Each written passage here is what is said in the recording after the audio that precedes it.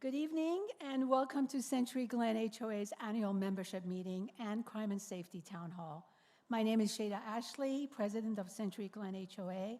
On behalf of our board, Mariam Now Akhtar, Scott Swanson, Jim Enstrom, Galina Atancio, and Kevin Stromberg, we would like to thank you for attending, and we'd like to thank our distinguished panel of speakers for joining us. Thank you. Before I get into the crime and safety aspect of tonight's agenda, I would like to acknowledge some of Century Glen's accomplishments this past year. Firstly, State Assembly Bill 2712, conceived and spearheaded by Century Glen HOA, was signed into law by Governor Newsom in 2024, preventing new TOC developments from obtaining parking permits in preferential parking permit neighborhoods across Los Angeles.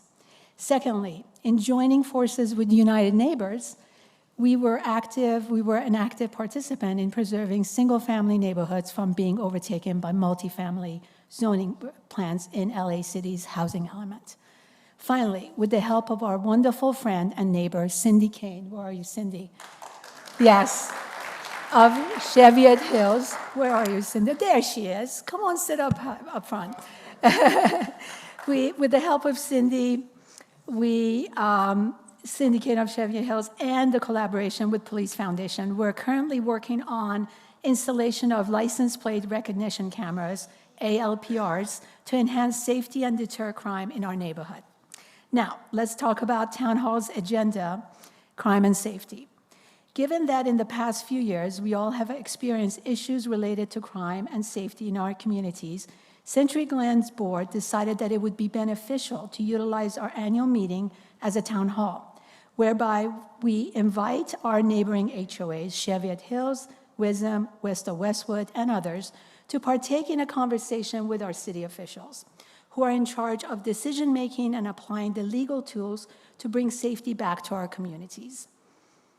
The issues here in the West Side are usually around homeless encampments, nuisance properties, retail theft, stolen vehicles or parts, and burglaries, but the most egregious of all are home invasions. These are some of the examples, along with a number of daily negative interactions that we all experience here in the West Side. These are the issues that concern us, and we'd like to understand what is being done to rectify these violations. Now, to begin our program, I would like to welcome Councilwoman Katy Yaroslavsky to the podium. Welcome.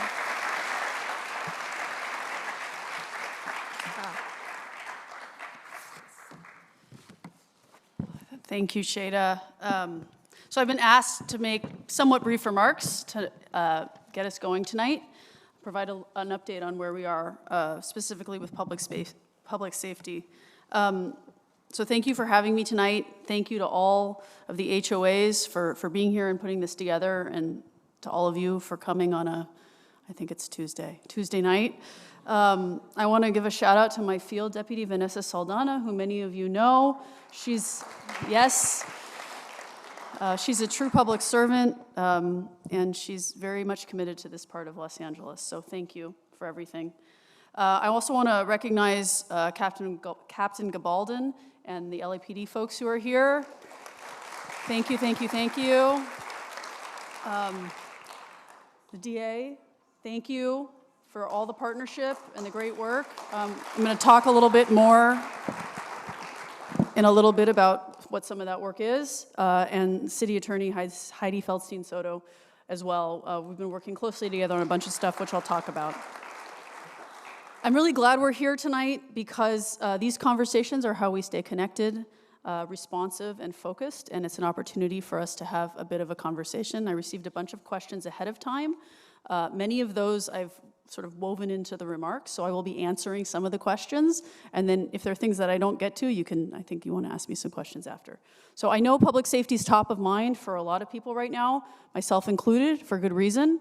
What happened in Cheviot Hills this past weekend was really disturbing and totally unacceptable. I just want to say that. It is not okay what happened. That investigation is ongoing. We're working closely with LAPD. I know that they're here and hopefully can provide an update tonight. But the most important thing I want to say is that we are not powerless.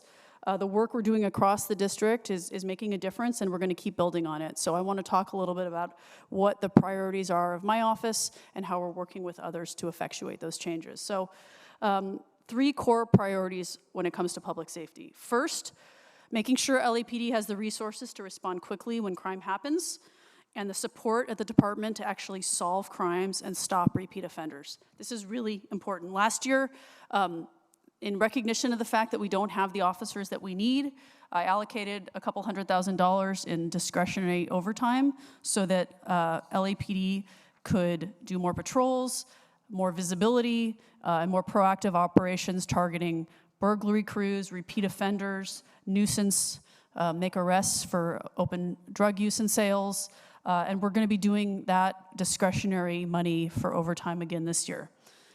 It's really important. I wish we didn't have to do it, but we do, given where the department's at in terms of resources.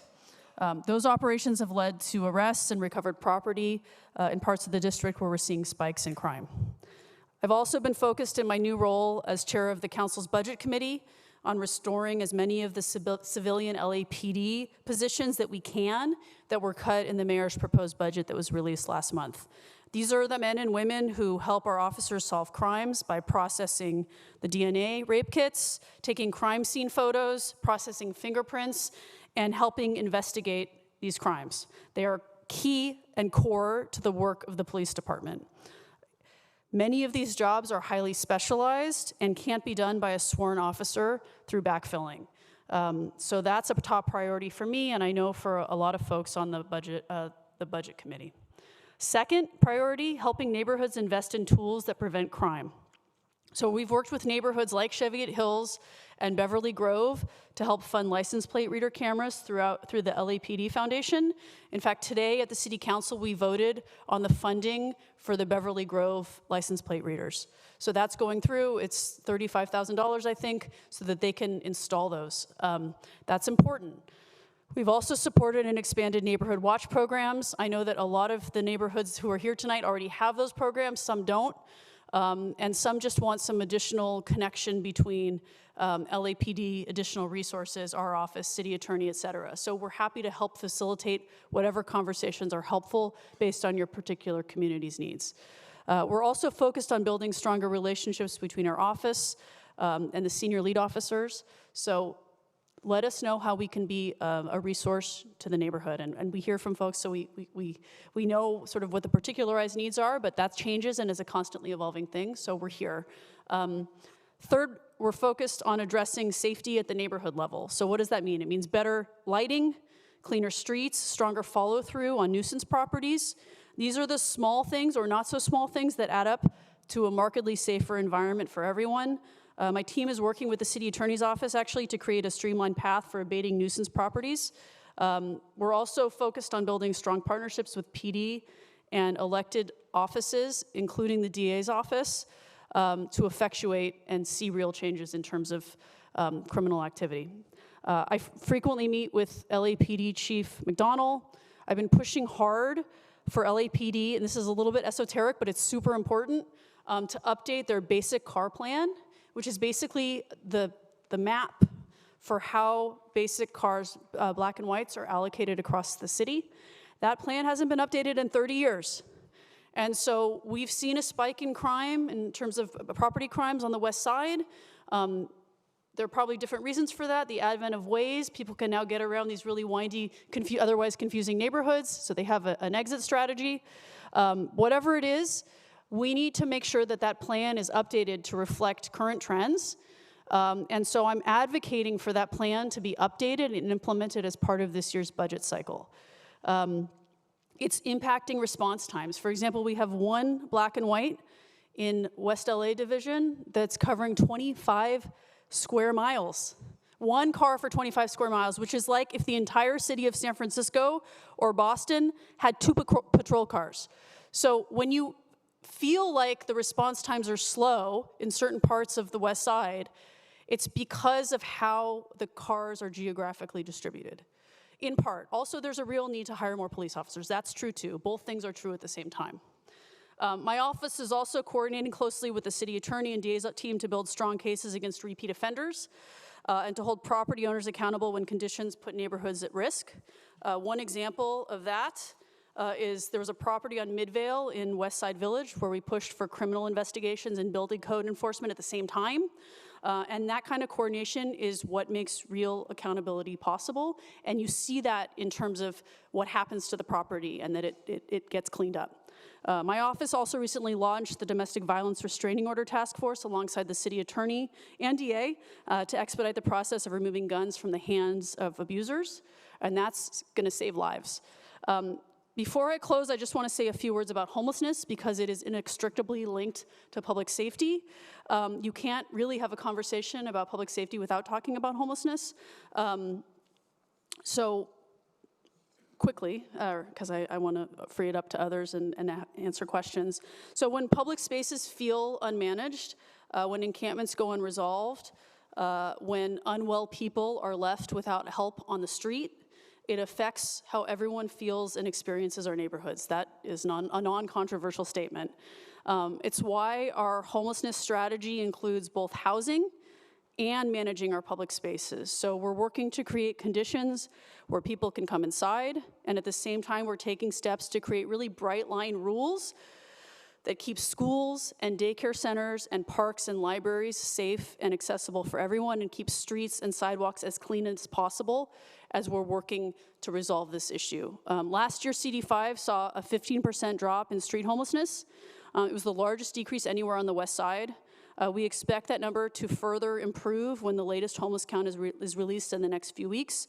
That progress is the result of encampment resolutions and operations in partnership with the mayor's office and LAHSA, in some cases the county.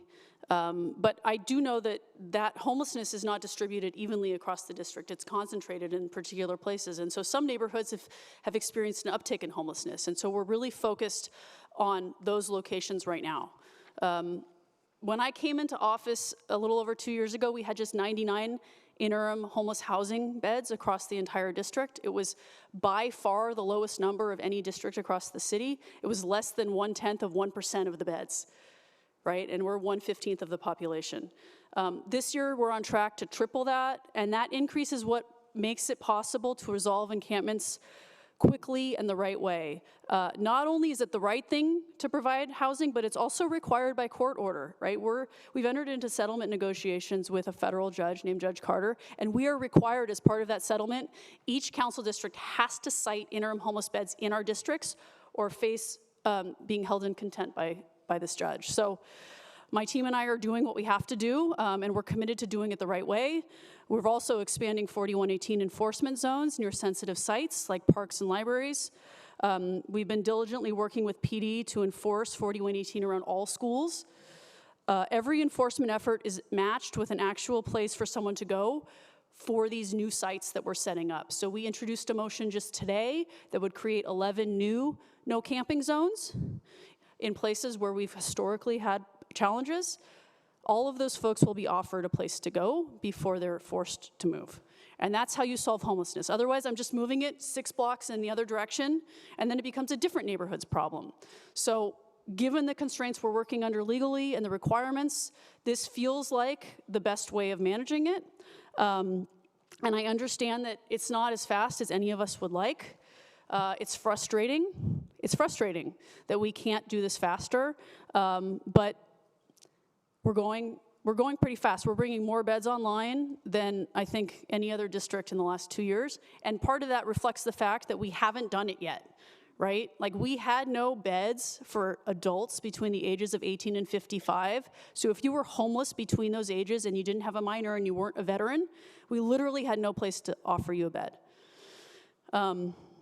So I'm committed to making sure you have the resources, the coordination and the follow-through you need. If you see an encampment and it seems like a problem, it's growing, reach out to Vanessa. If there's anything else we can do around public safety, reach out to us. We're here. Our job is literally to help solve problems. That is why I'm here. That is why my team of 28 is here. Our job is to connect your neighborhood to City Hall and help you solve problems. And I wish it were easier to solve these problems. It's very frustrating. The bureaucracy of the city is hard, but we're doing it. And I guess I'll just end by saying this. I encourage you to sign up for our newsletter. We do a weekly newsletter. It's a little bit wonky because I'm a nerd. And it gives you an update on what's happening in the district, but also across the city. And we don't bombard you. There's nothing other than a weekly newsletter. And you can do that by going to our website. You can Google my name and find our website.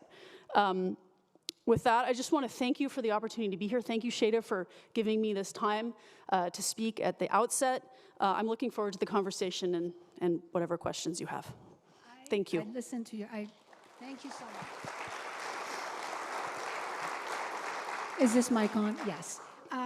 2 questions. First of all, I love your newsletters, and they're not too wonky. They're perfect. The 2 questions. You talked about abatement properties and having DBS issue code enforcement. DBS routinely ignores code enforcement requests that we send in, and there's no way to move the needle with them.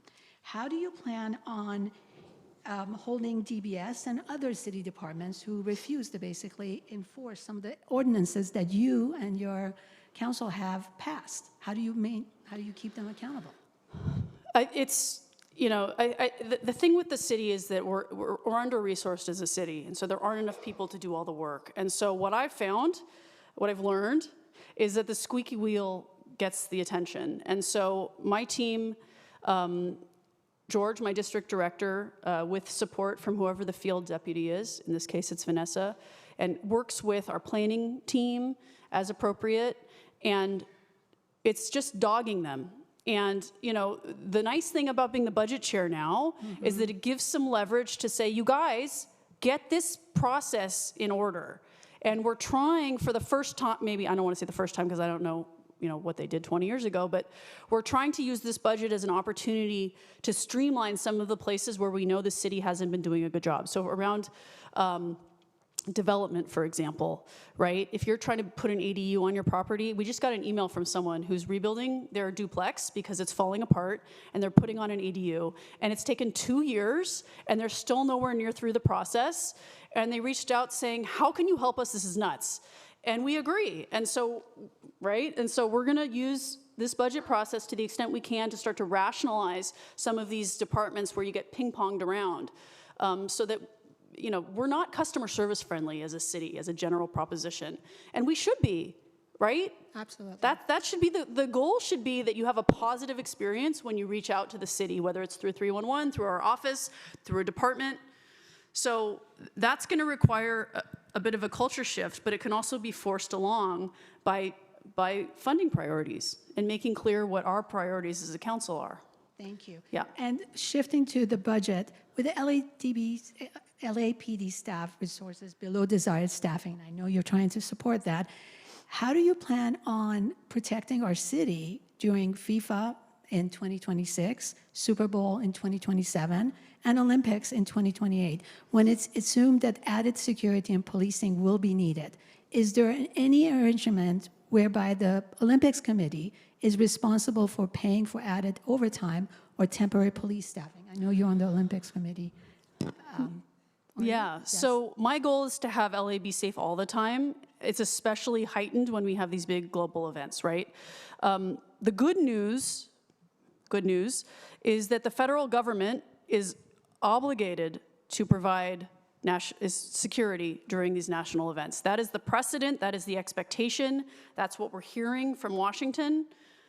So, no one's holding their breath, but that's what we're hearing from LA 28, that they've been having those conversations. They're responsible for figuring that out with the Trump administration.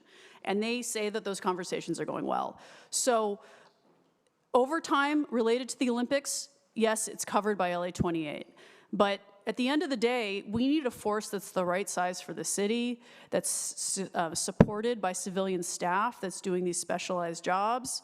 And that's going to be, unfortunately, a multi-year process where we get to that place. And in the meantime, we need to figure out how to be efficient and thoughtful with the resources that we do have. I talked about the basic car plan.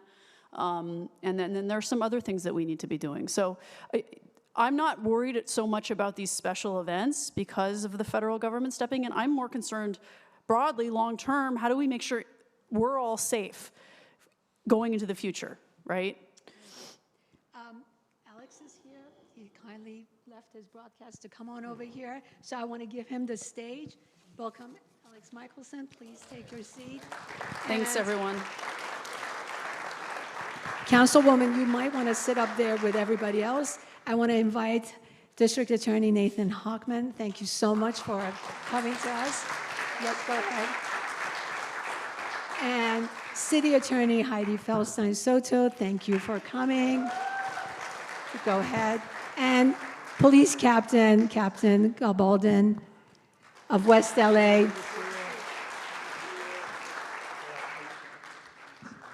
Alex, take it away. All right. Welcome, everybody. Thank you so much for coming out and for caring. It's amazing to see this big of a crowd that's here. Obviously, these issues matter a whole lot.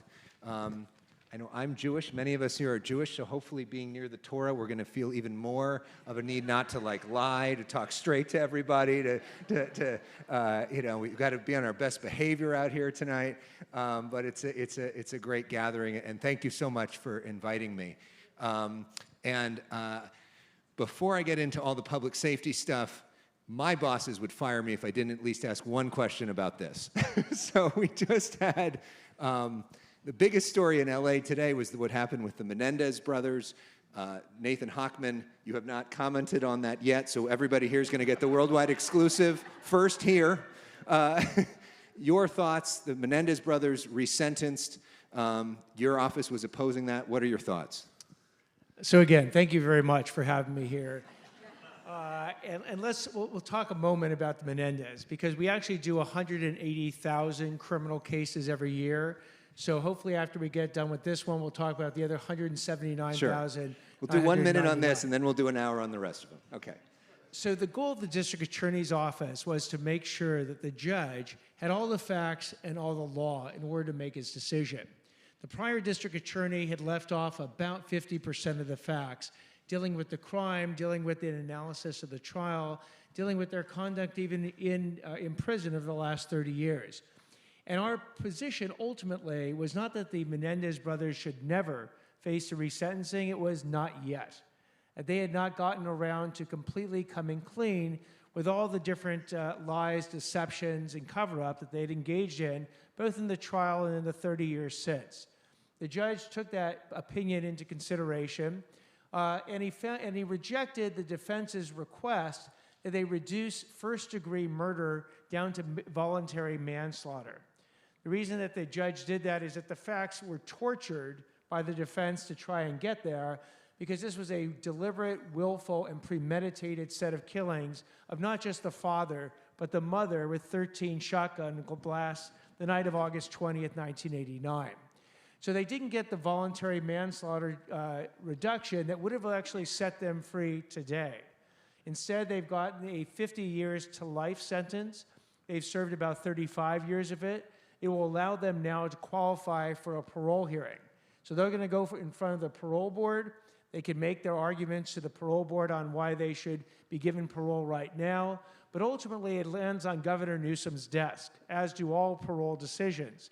And the precedent that we point to, that we think the governor is going to look at, is what happened in the Sirhan case. That was the killer of Robert F. Kennedy in 1968, here in Los Angeles, actually. And Sirhan in 2022 was up for parole. He had failed 15 times before the parole board, but on the 16th time, the parole board granted parole. He was 77 years old in diminishing health. He had done every rehab program in prison possible, all the education programs, had the lowest risk score in prison. Yet Governor Newsom reversed that grant of parole, and Sirhan remains behind bars today, basically saying that Sirhan had not completely accepted responsibility for his actions going back to this 1968 killing. And even though he admitted it during trial 50 years before, he had since waffled.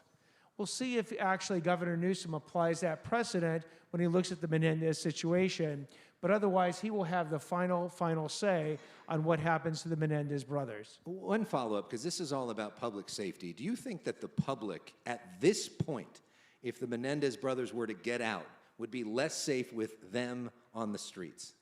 I would defer to the experts. And recently, the You're Menendez... the district attorney. Well, I'm an expert in criminal justice, but I'm not an expert in the Menendez's psychology. The experts I'm going to defer to are the ones that just came up with a comprehensive risk assessment. They looked at all the information. They actually interviewed the Menendezes in prison, and they raised their risk rating from low to a moderate rating, a moderate risk for violence. And part of the reason they did that is that in the year waiting for resentencing, the Menendezes actually engaged in deceitful conduct in the prison itself.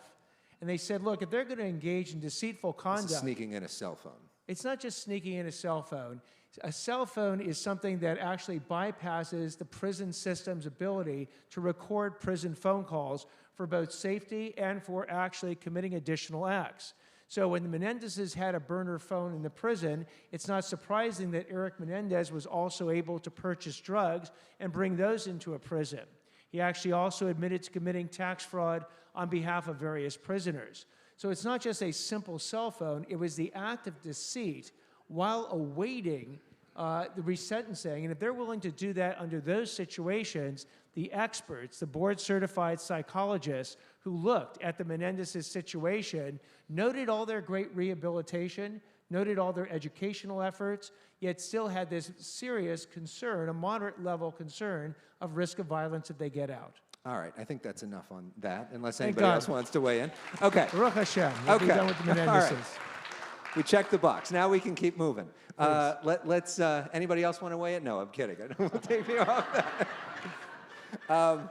Let's talk. The first question that the folks here had for you, DA Hochman, and I'd like to get everybody else to weigh in on this too, is the issue of Prop 36.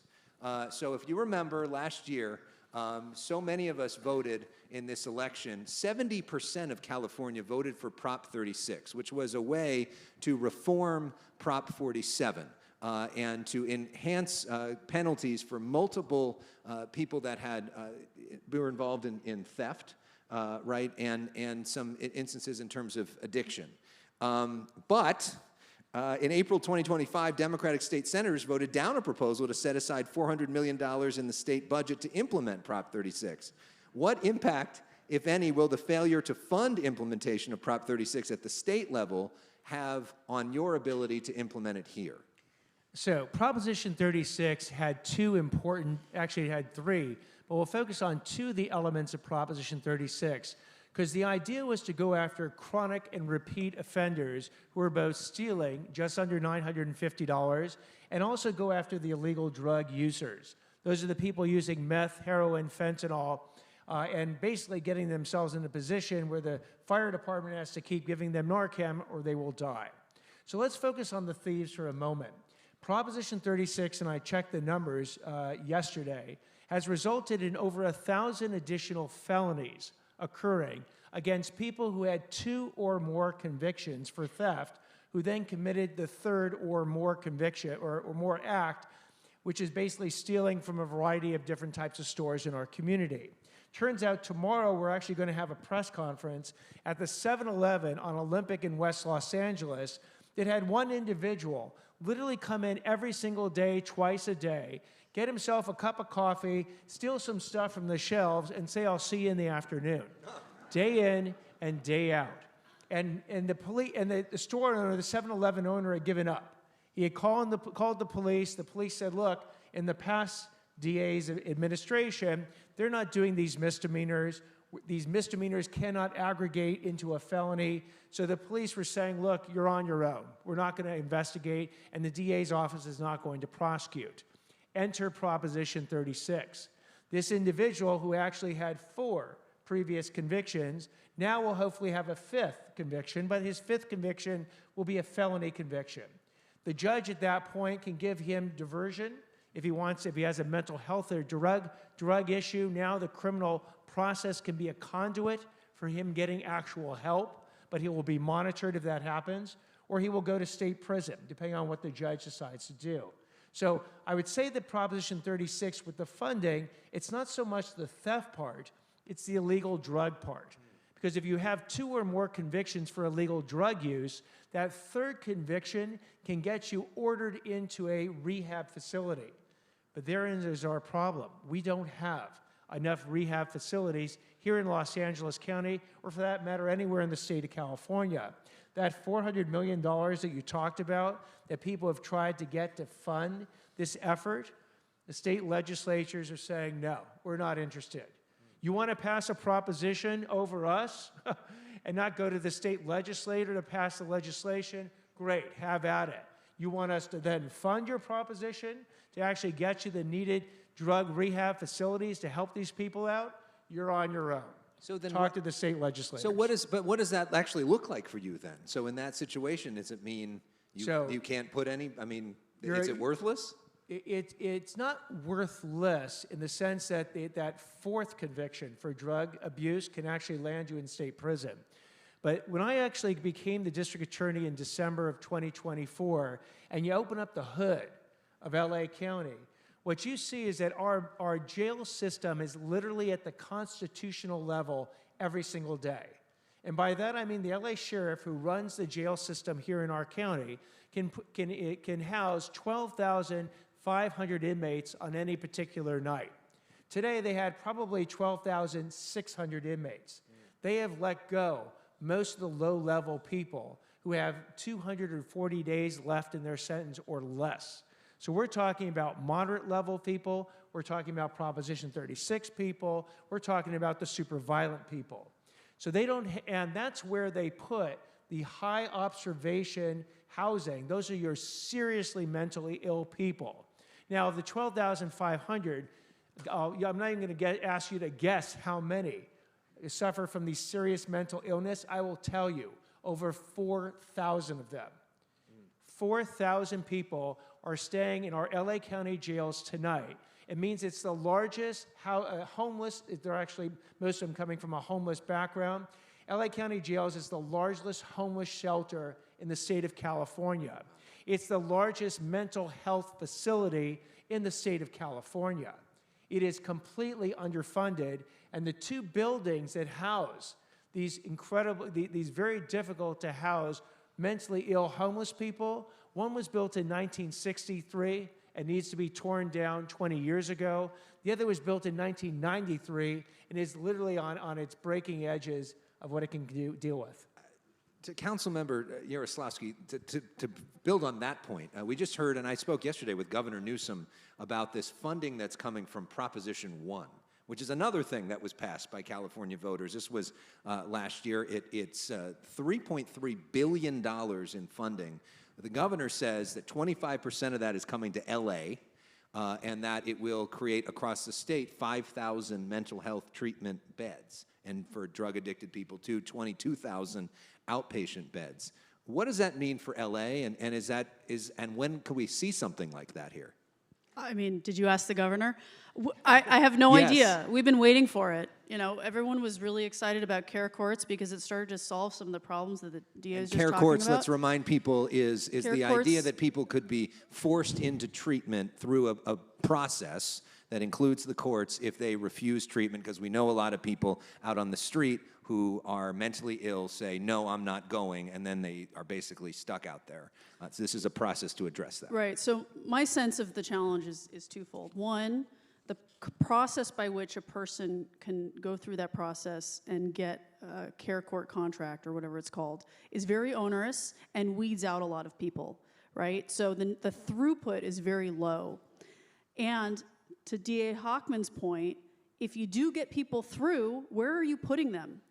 It's one thing to have a process, but if you don't have the beds and the mental health services, and really these are locked facilities often, then what's the point of having the court? So the state is holding up money to build these facilities, which we desperately need because, as was said, jail has been the default place where they go. No one's getting rehabilitated there. And so you have a very slow process on the care court side with nowhere to put people. So the care courts are only addressing a small percentage of the people who really need mental health support. There's a whole bunch of stuff that the state could be doing to actually address the problems we're seeing on the street that they're just not touching, or that they're deferring and throwing their hands up. And, you know, I'd say ask the governor, you know, where's the money, where are the beds, and where's the throughput? And City Attorney, I know you've been on to Sacramento recently talking to some legislators about some of these issues. Well, I would point out, first of all, that the county, not the city, is responsible for mental health, like all health. We don't have a health department. The County of Los Angeles has the health department. And the mental health department. Yes, they are responsible for providing the services. They are responsible for building the facilities. There is almost nothing we can do.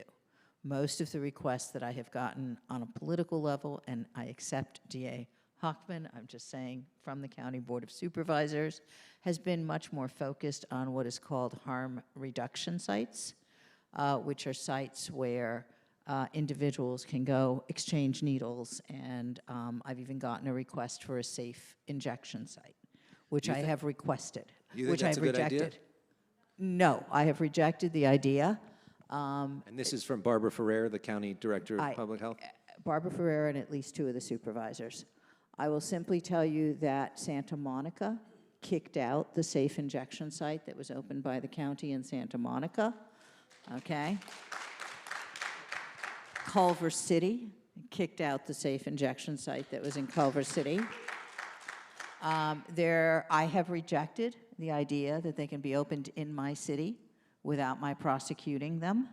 There are currently 5 needle exchange sites within a 3-block area in downtown Los Angeles in Skid Row, and I have already spoken to my electeds who have jurisdiction over that area and to the LAPD about starting a cleanup effort with respect to those sites in Skid Row like we have around Figueroa Street. That doesn't solve the problem of where do we put people. At some point, we have to recognize, and this is the conversation I have, the mental health professionals are concerned about patient safety. And by the way, Narcan isn't working because they're lacing fentanyl with other drugs, and it's just less effective than it used to be. But they're Better than concerned nothing, about, though, right? I mean, Narcan's better than nothing, right? it's better than nothing, but they're concerned about individual patient health. I'm part of law enforcement. I'm concerned about public safety and the effect that individuals who act out violently and who cannot control their own behavior have on communities, on other people who are going about minding their own business, on my city, and on businesses. We are at a point where the renaissance in various parts of our city is drying up, and we have to wake up and start to pay attention. And I'm prepared to do my part in that. Captain, thank you. From a policing perspective, you guys have to do so many jobs that probably shouldn't be your jobs. But what can you do if you see somebody who's on the street, who's clearly mentally ill or high on drugs? What are your options? Oh, thank you. And that's a great question. We do have our mental evaluation unit that works out of LAPD that we can call out. These are sworn officers with mental health training that can respond and do an evaluation on this individual. And if he is suffering from a mental illness, they can place him on a 72-hour hold and take him to a facility where he could get his medication or he could get evaluated or get additional treatment. So that is one option. Another option. 72-hour hold, though, and then after 72 hours, he's back on the street, right? Right, and oftentimes it's less than 72 hours. It's more like about 6 hours once they're evaluated and they come down from using whatever narcotics they have. If they don't pose a threat to themselves or others and the doctor signs off on it, they can be released back out on the street. So 72 hours is the longest we can hold them, and then we have to release them. And that's state law. That's state law. Or we can make a physical arrest for them being under the influence. That's an automatic take them to jail, do a drug evaluation on them, issue them, take them to the hospital, and once they're cleared there, they get a citation that's issued for a misdemeanor, and then they're back out on the street. So the options for that are either a mental health facility or a physical arrest are basically the 2 options we have. So what's the thought process? Because like a lot of folks here, like you drive around and then there's some areas where they're just encampments that are allowed, right? You drive and you see the same things in the same areas. And I think a lot of people here probably wonder, why do we just let that be? Is that just what we're going to do? We're just going to let it be that way? I mean, is there stuff that you can do, or how does that work? There is. We do care cleanups, care plus cleanups every week, which we get sanitation involved. We clean out all the excess materials that these people have. We go in there and we will make physical arrests if they refuse to leave the area that's been designated they can't be in there. But it is a process where we clean up, and maybe a week later, they come right back. One of the things we've done here at West LA, and I've targeted our narcotics enforcement to do, is not so much target just your casual drug user, but get the people that are coming into these encampments with the narcotics and selling them. And we found, and we've had some success, that if we arrest that drug dealer, and then the individuals suffering homelessness can't purchase that narcotics, they tend to go somewhere else where they can. Unfortunately, sometimes it's downtown or south to Santa Monica, but for us at West LA, that's okay with us. So. No, it's not, sir. Go South ahead. of Santa Monica, the city, So not the let me boulevard. offer, Santa Monica City. I'll offer a program that we've seen on the county level. It's actually been pretty effective as it deals with homeless encampments, and that's the HOST program, the Homeless Outreach Services Program. What it is, it's trained deputy sheriffs that are trained to deal with the homeless that go out in a team approach to a homeless encampment. I've actually gone out with them myself to the Rio Hondo River underneath the 101 freeway. We went out to Venice Beach when there was over 200 encampments there. We went to the VA in West LA when they had an entire sidewalk full of encampments. And what they do is they show up not just with the LA sheriffs, but they have the Department of Mental Health, Department of Public Works, Department of Vocational Services as part of their team approach. They approach a homeless encampment and they engage in about an 8-week operation. It takes a long time. And it's got 5 points. Identify every homeless person, assess their needs, do outreach, which is basically trying to meet the need with a service that's being provided, and see if you can actually get the homeless person to go to that person. But then the 4th and the 5th part is you post a 14-day sign, and on the 14th day, the trucks show up, and the stuff gets cleared and moved into a warehouse. Turns out, when you actually deal with the homeless compassionately, and you spend the time to get to know who they are, figure out their need, marry the need with an actual service that can provide. So if it's someone who's a veteran, get them into the VA. If it's someone with a mental health issue or a drug addiction, find the services to deal with that. If it's someone who just lost a job, and that's why they're homeless, see if you can get them a job. They've been able to move thousands of people across LA County and keep the move somewhat permanent. I mean, they're obviously trying to get people in permanent housing, but they've only had to arrest 2 people in all these moves. And so it's a model that we're trying to expand throughout the entire county. It's an expensive model. It's been underfunded, not shockingly, probably because it works. But I personally endorse this model, and we're pushing for funding to make sure we actually can expand it. You say because it works. Are you suggesting there's a homeless industrial complex that benefits and makes money off of homelessness continuing and getting worse? I'm saying when Fox News reports that there's, it reiterates a report that $2.3 billion has been found mismanaged in connection with the homeless funds, that yes, there is an issue out there. We're going to get to the bottom of it. To the city attorney, one of the questions that this group wants to have answers on, and maybe I'll ask this to you as well, Mr. Hochman, is the homeless setting fires. We see so many fires almost every day that are, homeless people are responsible for. What is the position of your office in terms of prosecuting people for that, and how do you go about prosecuting people who are homeless and don't have a job and don't have a residence? Well, it's, again, criminal prosecution in my office is limited to misdemeanors committed by adults within city limits.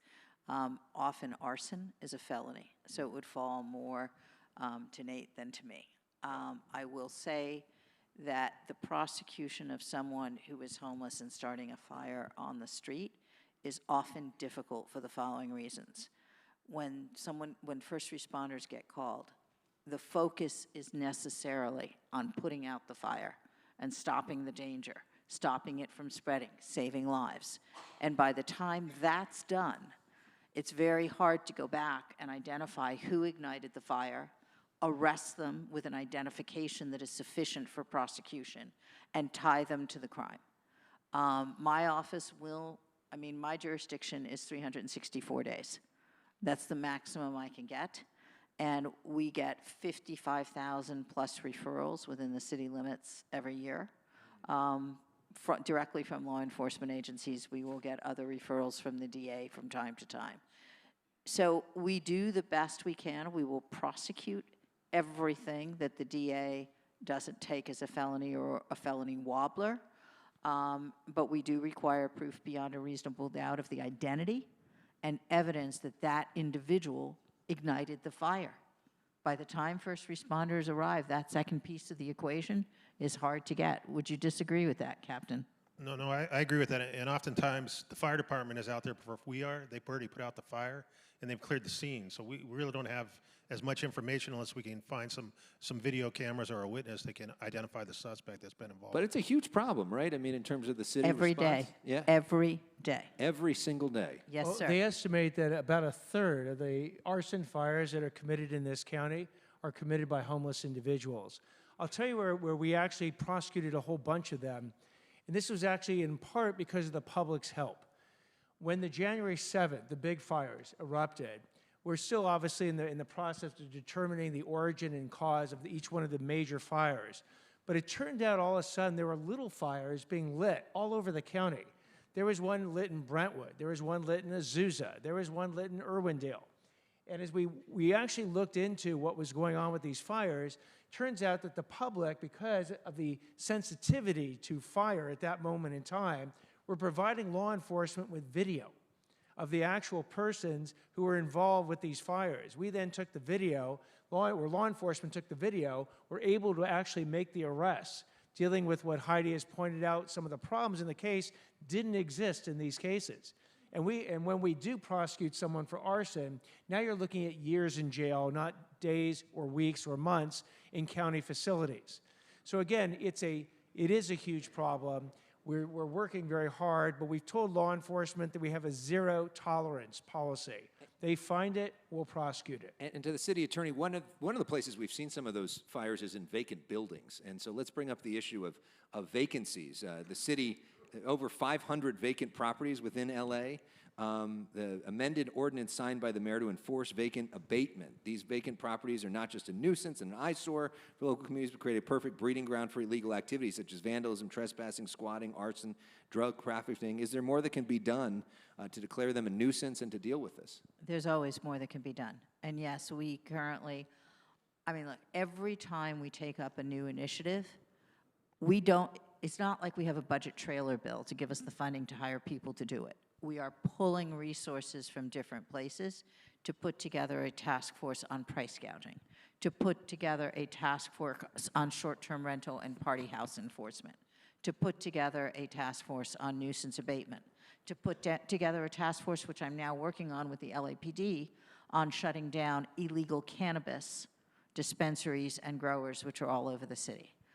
We're doing that with existing resources. We try to get publicity for it because that has its own suppressive effect. Price gouging, we sent out, I think, over 1,100 letters all across the county. We actually brought half a dozen criminal cases and 2 very large civil prosecutions. We're now focused, among other things, on vacant properties. If they are privately owned, the first step you have to do is track down the owner. So you will look at title, and you start with chasing title, finding out where the owner is. It's often an absentee owner. It's often a trust where the beneficiaries are spread out all over the country. And we have to determine that, in fact, any individuals living there are trespassers. Squatters are very savvy about their rights. And unless there's activity that affects the neighbors and we have video and proof of it, it's difficult to prove. Each one of these cases takes an investigator, takes LAPD, takes a couple of lawyers, takes a paralegal and a property title person, every single one. My community law corps resolved 3,036 nuisance properties across the city of Los Angeles last year. We are working very hard. We estimate there are at least 4,000 more.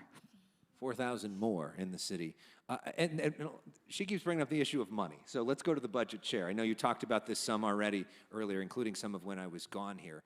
Hadn't gone here yet. But in terms of what do you think is the biggest threat to public safety, the fact that we have a $1 billion deficit? I know you're going back and forth now with the mayor, but something's going to be cut with a $1 billion hole. So what's most likely to get cut, and what does that mean for people here?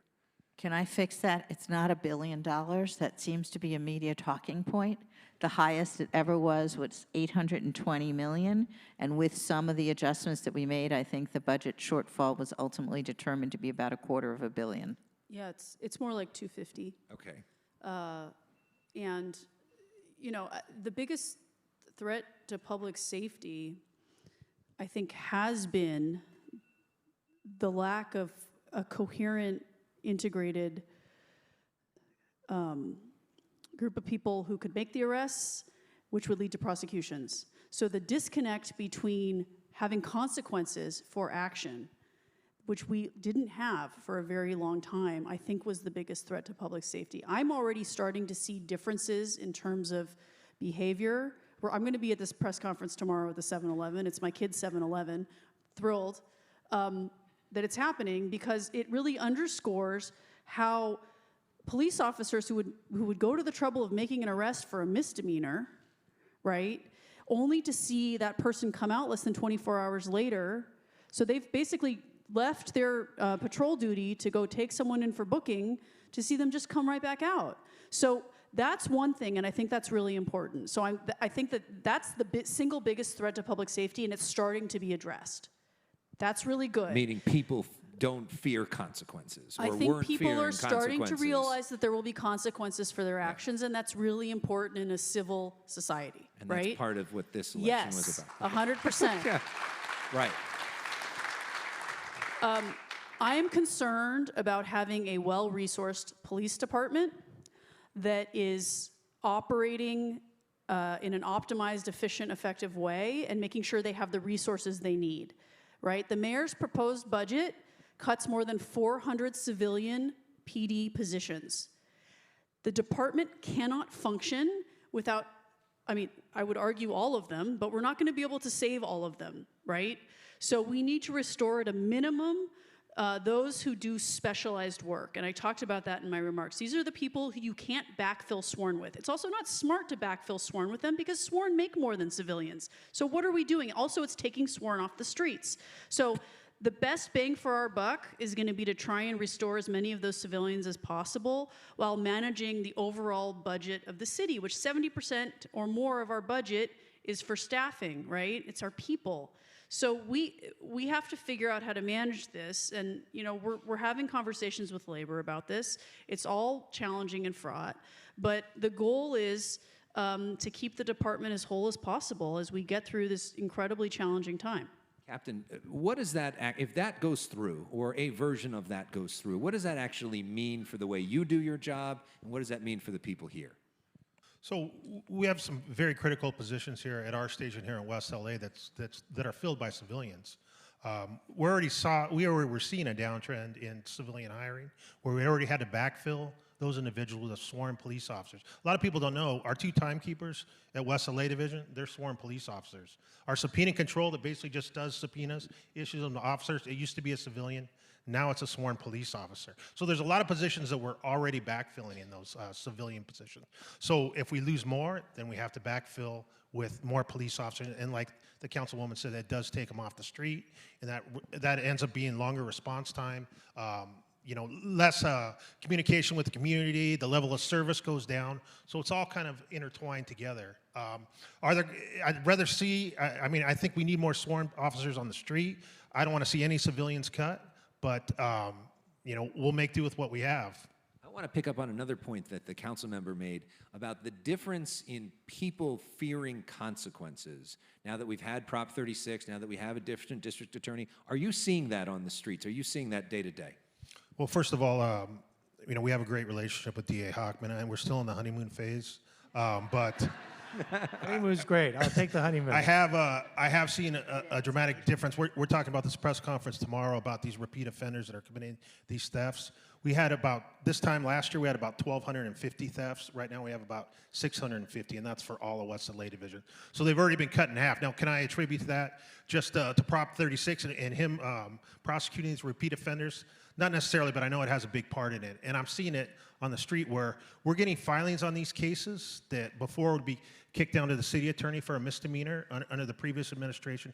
We're getting felony filings. We're getting bail enhancements that are holding these guys at least till their hearing comes up, their preliminary hearing, and that's keeping them off the street. And that's because we're getting good, solid felony fines. And a lot of these cases, a lot of these property crimes, I know a lot of people are worried about burglaries. A lot of times, if it was a nonviolent burglary, first offender, they'd be right out, and it would get kicked down to a misdemeanor in the old administration. Now we're getting a felony filing. We're getting bail on these individuals. They're staying in jail longer, at least even up to the preliminary hearing. That's 2 weeks. So there's a level of frustration that's going down by our street officers that they're not arresting a guy and they're seeing the same guy out in the same spot the next day. So hats off to the district attorney. So there we go. Use that for your campaign ad.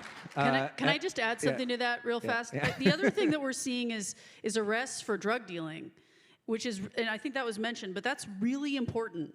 It helps with homelessness, it helps with street public safety, and it makes our communities safer. And we're seeing that because we're working closely with the police department. They're coming out and they're making arrests, and those folks are staying in jail.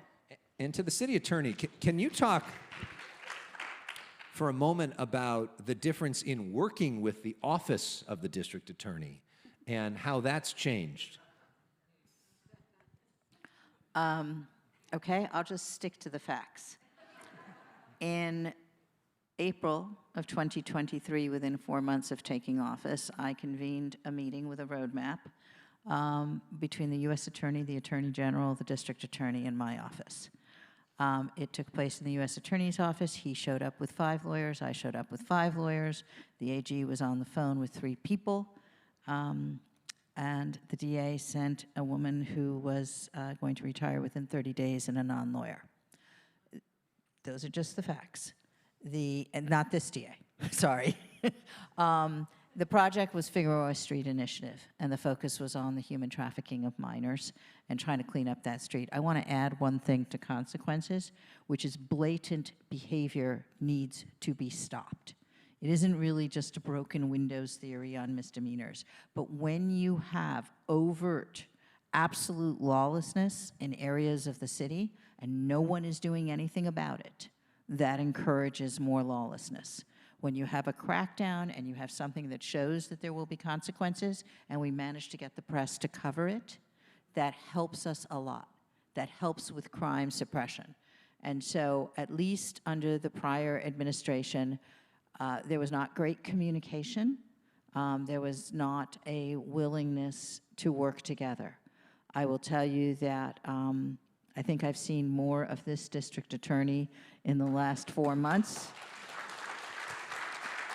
than I had in the preceding 2 years. And that has made a huge difference. Our offices work very collaboratively together. We have also met with the U.S. Attorney, and we think it is important to cover law enforcement. When I did Figueroa Street, it was right after the police officer photographs were all over the internet.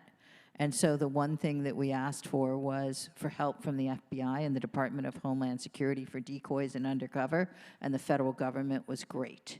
I will tell you that today I think I can feel that way about our sheriff and about our district attorney and our partners in the county, and I'm very grateful for that.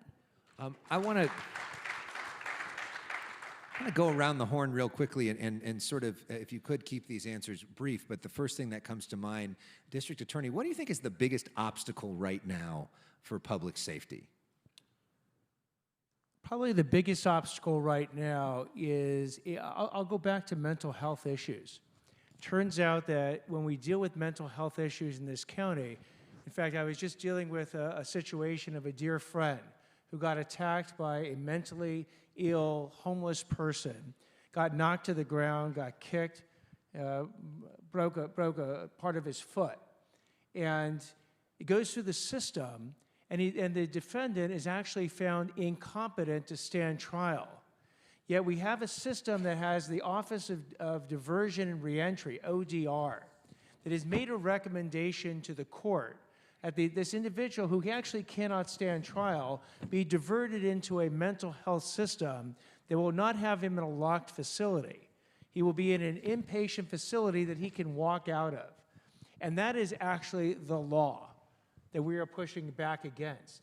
So when I'm dealing with mental health issues, and they are throughout all different categories of our society, The law has actually bent over backwards to give people who engage in violent actions this pathway that is not helping them and not helping society and is very, very dangerous. I didn't quite honestly appreciate it when I was sitting where you folks are sitting and watching people like me, because I had no idea that the law actually has provided this for 7 years. Now we're actually going to do something about it and push back against a court system that is releasing violent, seriously ill people back in our society without the help and the services they actually need. What do you think is the biggest obstacle? Let me say what he said in 6 words. Conservatorship laws in Sacramento, judicial diversion when prosecutors actually bring cases forward, and lack of confinement facilities, whether for mental health or for criminals. Meaning you can't force somebody into treatment, and even if you do, you have no place to put them.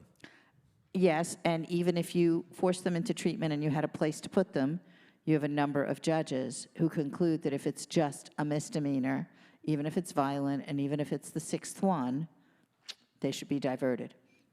We brought 24 cases on the graffiti towers in downtown LA. All 24 were diverted by the court. Wow. I didn't know that. What do you think is the biggest obstacle, Councilmember? There's no place for mentally ill and addicted people to go, and there's no mechanism to get them into those beds, even if we had them. I mean, we're all talking about the same thing. Yeah. It is crystal clear what the problem is. When you see someone who's mentally ill or addicted on the street, we literally don't have the tools to address it or the places to put people. And we need, like I said before, we need state law changes, and we need beds. That's the county and that's the state. Because the state is saying, well, I mean, this is what Governor Newsom did say when I asked him about this. He said, no more excuses. I've given you the money. I've given you the beds. Where's We talked the money? about this for years. What beds? And that's what he's... What beds? We're back that's to what where we he's- started. That's what he's saying, that this Prop 1, we campaigned for it, we got the money, now it's on the county, now it's on the local governments. Literally no more excuses, time to act. So we do have beds coming. We have some beds coming online. UCLA bought the old Olympia Medical Center, and they're building a mental health facility, and it'll be a couple hundred beds. But that's a drop in the bucket. It's a drop in the bucket. So Not what- nearly enough. So what would you like to see change? What does that look like for you? We need to build a new jail. Our jails are awful places that should have been rebuilt 20, 30 years ago, right? And you need to build specialized wings or separate facilities for people who are addicted and or suffering from mental illness, and you need to give them a lot of services and support.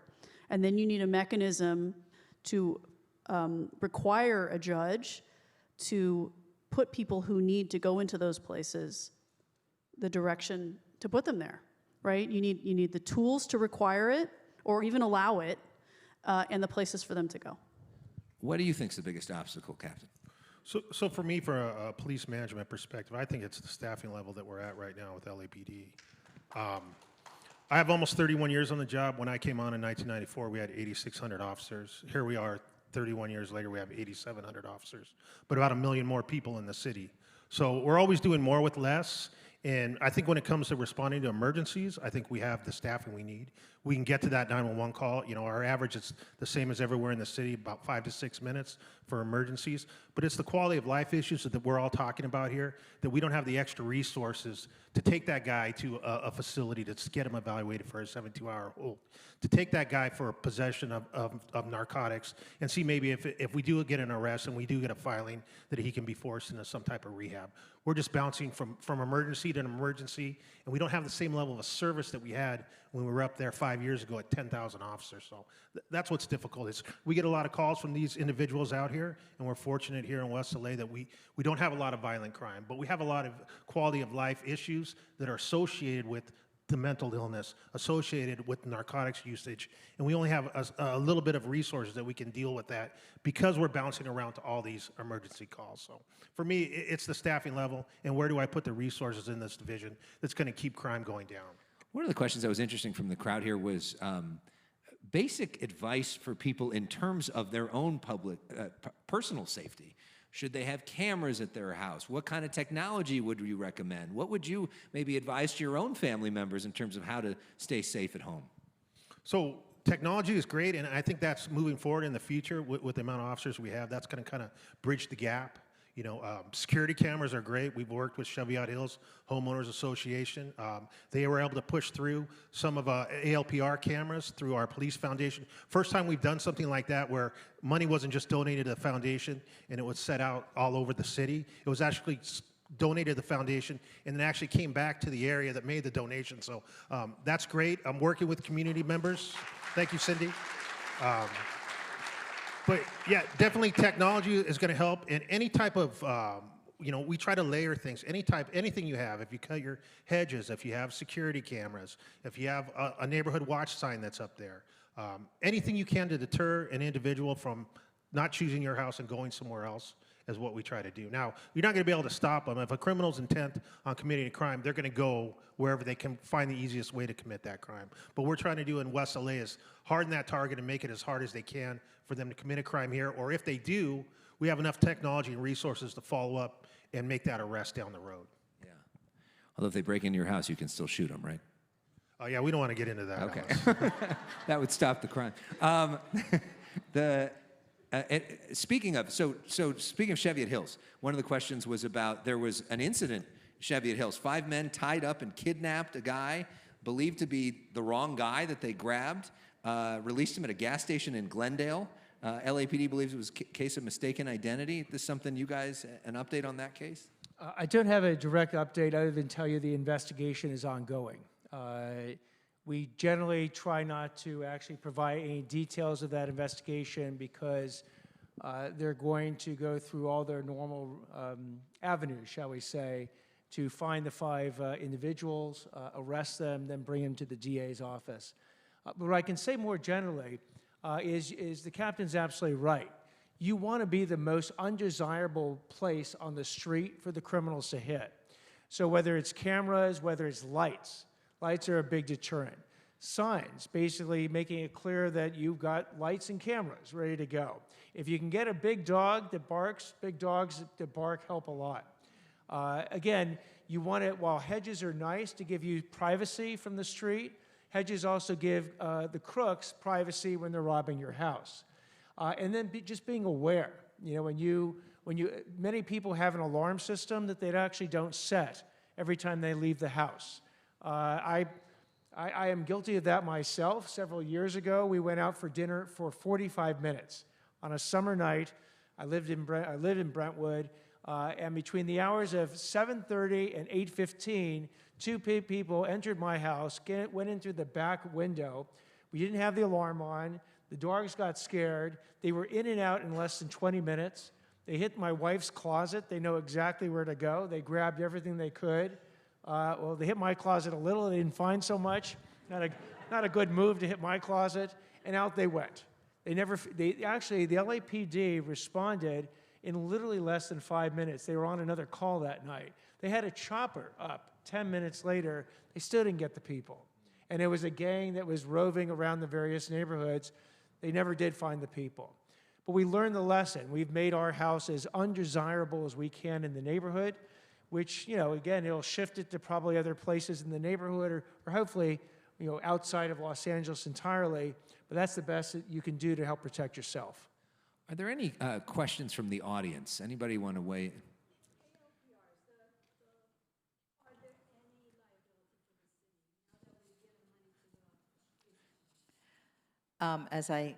As I think you and I discussed briefly, we do not believe there's privacy concerns so long as the cameras are operating in public areas, because there is no reasonable expectation of privacy in a public right-of-way. The critical issues around the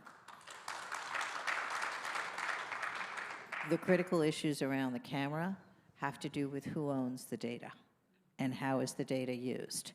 So if the homeowners association owns the data, I would recommend you not sell it for commercial purposes, just hypothetically speaking.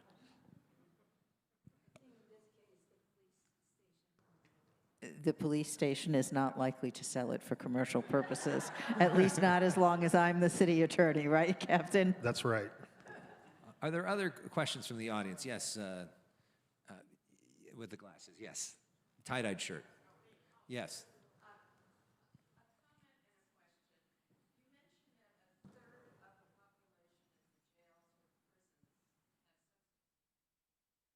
Actually, mental health issues, serious mental health issues.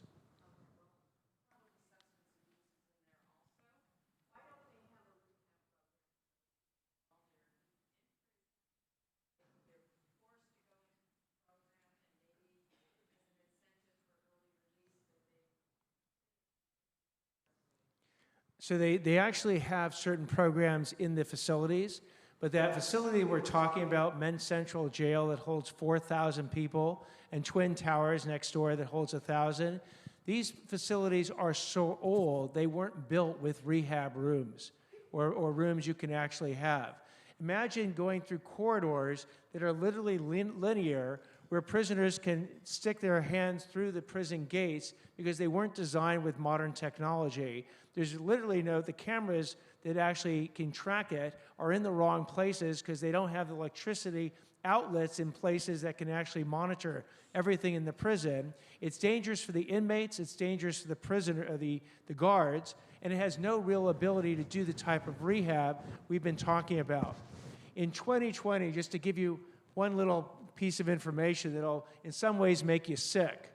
In 2020, we were all set to tear down the Men's Central Jail and spend $2.2 billion building a mental health treatment center that would hold up to 5,000 people with 1,000 state-of-the-art mental health beds, a facility that Norway would have been jealous of had we actually built it.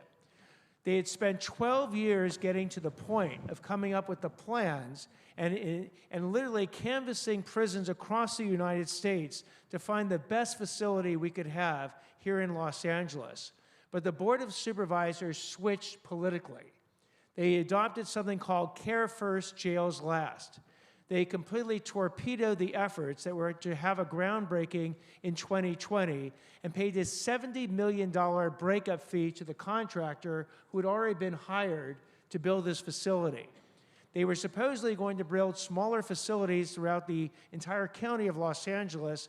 It never happened and never will happen. And now we're 5 years later when this jail should have been finished.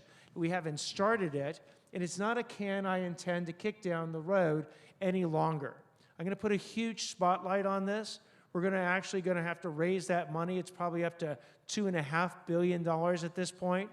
And if we get going on it, if we're lucky, we'll have it built by the year 2033. But if we don't do it, we're literally having a system that is, at that point, 70 years old, absolutely broke, cannot house or rehab a soul for the numbers that we have for an 11 million person county. And we're going to get to the point where Hydee is going to be dealing with lawsuits. I don't know about 2033, but Hydee will be dealing with. She might be in your job It's by the then. county's responsibility. It'll be the county It'll be the council. county's responsibility. But again, even the LAPD that houses many of its people in the LA county jails will run out of room. And so I want to head this problem off before we can. And by the way, build these rehab facilities that actually get people the necessary services they need, whether it's mental illness, whether it's drug addiction, whether it's giving them life skills that the system has never given them. Let the criminal process give them life skills, because they're going to get out. Yeah. 85% of the people in jail or prison are getting out one day. And we just assume they be productive members of society when they get out so they don't come back and commit more crimes. Yeah. Yeah.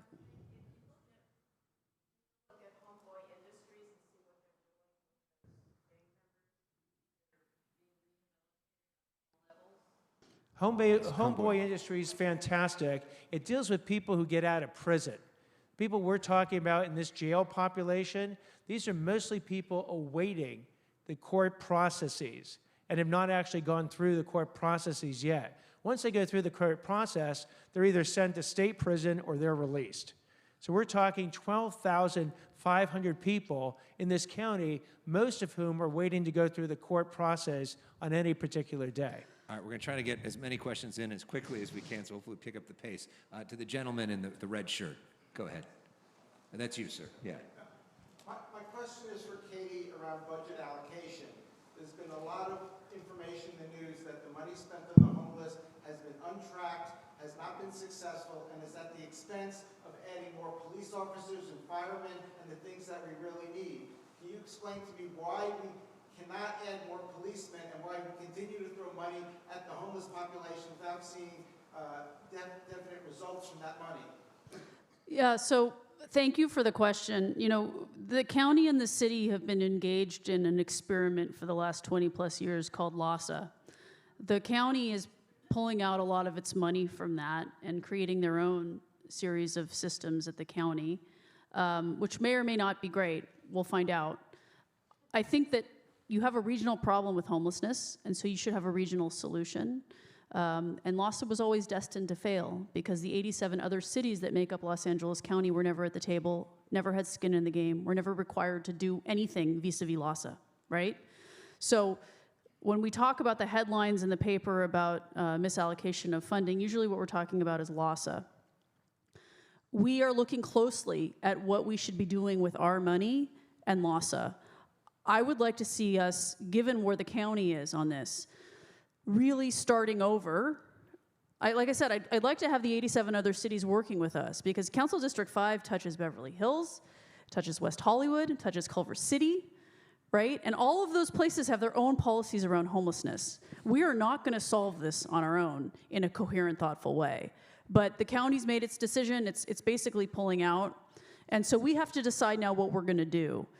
We are doing a better job, starting to do a better job at the city of using data and metrics to drive decisions about how we spend money to bring down the costs that we're spending on homelessness, because it's not tenable. When you think about the city services that we're not providing, the officers we're not able to hire, the civilians we may lose, it's because we spend $1 billion a year on homelessness at the city.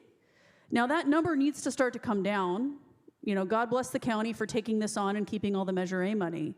But we have to be more efficient with our homeless dollars. And, you know, the budget process, we're proposing in this budget process to create a homelessness bureau inside the housing department so there's more accountability around all of our homeless solutions, that the Housing and Homelessness Committee of the county can oversee and make sure that those dollars are being well spent. We haven't had that control at the city level because we'd outsourced so much of this to LASA, and because so much of the money around homelessness is housed in places where the council doesn't have visibility in, either in the mayor's office or the CAO's office. Why? Or the CAO's office. Why, a follow-up to that. If your district touches West Hollywood, Culver City, Beverly Hills, all those cities deal with homelessness better.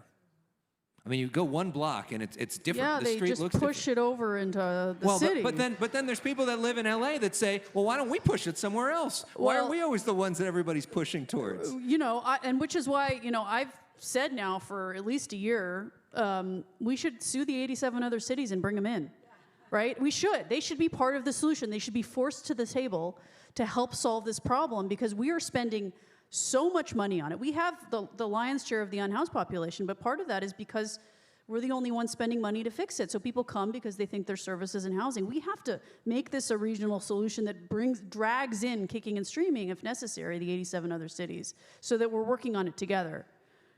That's what I think. Yes, sir. So you mentioned the lack of things, the mental health beds that aren't available. You mentioned the prison that you can build. Where is that money coming from? Where do you believe it's going to be coming from? Where do you draw it from? Is it the federal government? That's the question. Let me try one thing, though, if we're talking about money. There's a lot of political pressure that comes from particular projects. So there'll be a project that's called affordable housing or that was somebody's pet project, and when you look at the numbers, it's costing us $1.5 million, $2 million a door for a 425 square foot studio. Okay, sometimes when our city government says this project isn't working, just because it's called affordable housing, please don't assume that what we're doing is killing the project for bad or evil reasons. Sometimes we need to step back and to look at a project and build, in fact, affordably. It doesn't work to spend that much money badly. As to where the money comes from, there's bond measures, okay, Measure A, Measure H. The city of LA had bond measure Triple H for housing. There's grants, which under this administration we're not getting as much of. There's housing pipelines to create housing and to provide beds. Council member is right. The principal problem is at this point in Sacramento and at the county, because they're the ones with the responsibility. They're the ones with the laws that say we can't enforce, we can't require treatment, we can't do things that are actually good and humane for people. And at the end of the day, the city of Los Angeles cannot print money. If we don't find ways to finance what we need for our population within our constraints, we don't have a way out. You know there's people, though, that are sick of hearing the finger pointing. Yes, Yeah. Okay. I do. Yeah. What? Yeah. All right. We're pretty much over time, so we're going to do one last question. I don't know who's most eager. I'll go to you in the back. There we go. Hi, I'm Melissa Trumill, and in my research, I found that over 50% of our homeless are former prison inmates, and we have a chronic shortage of halfway houses. Now, about 20 years ago, a friend of mine was doing research for the county and found that the county at that time, and he didn't even finish the project, he found at least 13,000 empty properties that the county owned. Properties, many of which could be repurposed to create halfway houses so that we can get these people off the street in a constructive fashion. Has anybody done any research since 2001 to find out what we actually already own? There's a public property profile that was done by Controller Ron Galpern in 2016 and updated for every year that he was in office. It lists every parcel within the city of Los Angeles that is owned by any public entity at any level of government. County Assessor Jeffrey Prang has started a project to do the same thing countywide. So yes, we know where the public parcels are. When you speak of halfway houses, let's just say that it's difficult to find a neighborhood that doesn't go up in arms when you try to open a halfway house on a public parcel in their area. All right. We are out of time. I'm going to give each of you one sentence as a final word. You want to start, Captain? No, I'd just like to thank you all for coming. I've been at West LA here 2 years now as the area captain, and this is probably in 31 years we have the most supportive public as far as supporting the police. So thank you. My officers know that you guys are out there and that you support them and what they do. So I want to thank you because it makes my job easier. Appreciate that. I appreciate all the semicolons in your one sentence. Council member. Yeah, I'll just also express gratitude to the people up here who are true partners that make it possible for us to try and attack this in a comprehensive, thoughtful way, and to my constituents who are here who see us as partners and are interested in working with us to solve these problems. I'm really grateful for the level of attention and intelligence and thoughtfulness that you all bring to these conversations, and thank you to Vanessa for always doing such a great job. Thank you for being here tonight. I'm your Los Angeles City Attorney, and my office is here to help and serve. Yeah, we've heard a lot about the problems tonight, but here's what I'm also here to tell you.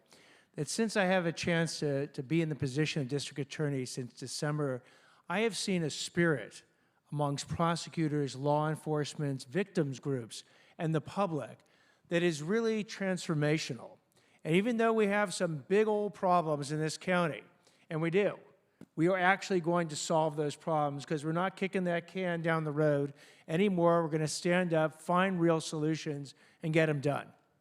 All right. And my final word is democracies only work if educated people show up, get involved, and vote. And the fact that all of you are here is a testament to our democracy and makes me feel hopeful about our city. So thank you for being here. Thank you for caring. Thank you all for being here. And don't forget to watch 5, 6, and 10 o'clock on Fox 11. Thank you guys very much. Good stuff.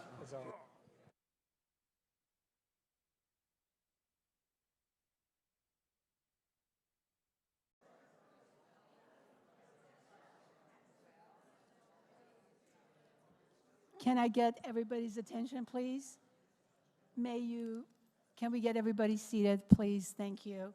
I would like to be on time, so I want to get this show on the road.